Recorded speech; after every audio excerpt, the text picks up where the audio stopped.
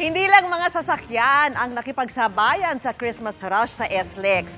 Meron ding grupo ng kambing. Maulan din kaya kamustahin natin ang trapiko roon live sa pagtutok ni John Consuela. John. Vicky, may ang buhos ng ulan sa iba't ibang bahagi ng South Luzon Expressway ngayong araw. Pero sa kabila nito ay nananatiling magaan ang daling trapiko ngayong bisperas ng Pasko.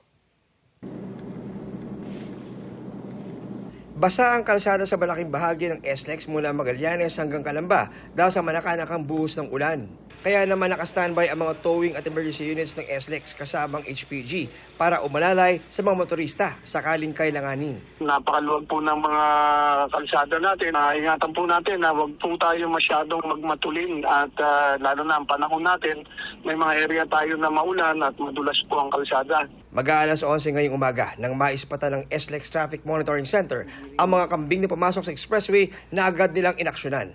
Wala pang 3 minuto ay may dumating ng motorcycle unit ng SLEX na mabilis na itinaboy ang mga kambing palabas ng expressway para di makalikha ng peligro sa mga dumadaang sasakyan. Inanunsyo naman ng SMC ang pamasko sa ating mga motorista ang free toll o walang bayad na paggamit ng Skyway system na EX, South Luzon Expressway, Star Tollway at T-Plex mula 10 mamayang gabi, December 24 hanggang alas 6 ng umaga bukas, December 25.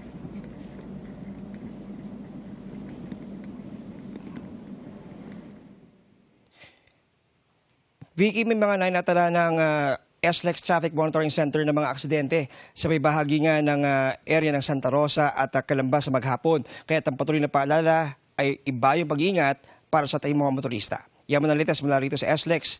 Balik sa iyo, Vicky. Maraming salamat sa iyo, John Consulta.